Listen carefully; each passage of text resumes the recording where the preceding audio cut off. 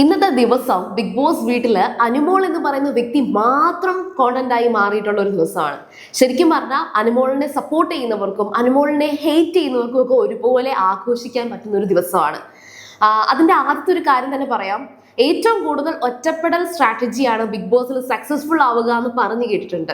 എല്ലാവരും എടുക്കാൻ ശ്രമിക്കുന്ന ഒരു സ്ട്രാറ്റജിയാണ്. ഓൾമോസ്റ്റ് എല്ലാവർക്കും റിസ്ക് ആണ് ഈ പറയുന്ന ഒറ്റപ്പെടൽ സ്ട്രാറ്റജി. കാരണം ബിഗ് ബോസ് ഹൗസിനകത്തുള്ള മറ്റ് മത്സരാർത്ഥികളെ എല്ലാം ചൊടിപ്പിച്ച് എല്ലാവരെയും ചൊറിഞ്ഞ് അവരുടെ ഇടയിൽ താനൊരു നെഗറ്റീവായിട്ട് മാറി പ്രേക്ഷകരുടെ ഇടയിൽ പോസിറ്റീവായിട്ട് മാറുക എന്നുള്ളതാണ് ഈ ഒറ്റപ്പെടൽ സ്ട്രാറ്റജി എന്ന് പറയുന്നത്. അതായത് ബിഗ് ബോസ് വീടിനകത്ത് നിങ്ങൾ ഒറ്റപ്പെട്ടിട്ടുണ്ടോ, പ്രേക്ഷകരുടെ ഇടയിൽ നിങ്ങൾ പോസിറ്റീവ് ആകും എന്നെല്ലാവരും പഠിച്ചു വെച്ചിട്ടുണ്ട്. പക്ഷെ പുറത്ത് പോസിറ്റീവ് ആവുന്നുണ്ടോ എന്ന് ഉറപ്പ് പറയാൻ പറ്റത്തില്ലല്ലോ. എന്നാൽ അനുമോളുടെ കാര്യത്തിൽ എന്താണ് സംഭവിക്കുക എന്നുള്ളത് നമുക്ക് ക്രിസ്റ്റൽ ക്ലിയർ ആയിട്ടൊന്നും പറയാൻ പറ്റിയില്ലെങ്കിലും ഇപ്പോൾ നടന്ന ജയിൽ നോമിനേഷനിലൂടെ ഒരു കാര്യം കറക്റ്റ് ആയിട്ട് നടന്നിട്ടുണ്ട്. ബിഗ് ബോസ് ഹൗസിലെ ഏറ്റവും വലിയൊരു ഒറ്റപ്പെടൽ എന്ന് പറയുന്നത് അത് അനീഷേട്ടനല്ല, അത് അനുമോളാണ്. പക്ഷേ ആദ്യം തന്നെ പറയാം, ബിഗ് ബോസിൽ ഈ പറയുന്ന അനുമോൾക്ക് ഒരുപാട് സപ്പോർട്ടേഴ്സ് ഉണ്ട്, അല്ലെങ്കിൽ PR ഉണ്ട്, അല്ലെങ്കിൽ ഒരു സ്ട്രോങ് മത്സരാർത്ഥിയാണ് അനുമോള്. മത്സരാർത്ഥി എന്നോ അല്ലെങ്കിൽ ഒരു കണ്ടസ്റ്റന്റ് എന്നോ എന്ത് വേണമെങ്കിലും പറയാം.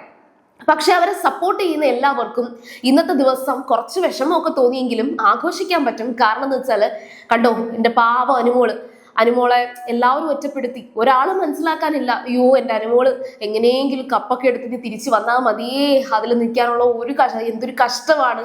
അതേണക്കൊക്കെ നമ്മളൊക്കെ നിന്ന് കഴിഞ്ഞാൽ വേദന കൊണ്ട് ആ ഒരു വേദന ഇത് പറയാൻ പറ്റുന്ന ഒരു സാഹചര്യം ഇപ്പൊ ബിഗ് ബോസിനകത്ത് അനുമോൾക്കുണ്ട്.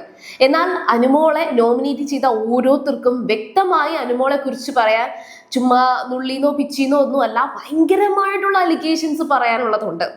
അപ്പൊ ശരിക്കും എനിക്ക് ഏറ്റവും കൂടുതൽ ഇഷ്ടപ്പെട്ടത് ലക്ഷ്മി നോമിനേറ്റ് ചെയ്ത രീതിയാണ്. അതായത് അനുമോളെ കുറിച്ച് ലക്ഷ്മിക്ക് പറയാനുള്ള എല്ലാ കാര്യങ്ങളും നല്ല വ്യക്തമായിട്ട് ലക്ഷ്മി പറയുന്നുണ്ട്. ജനറൽ ആയിട്ടാണ്, അതായത് ലക്ഷ്മിയോട് അനുമോൾ ചെയ്തു എന്നല്ല,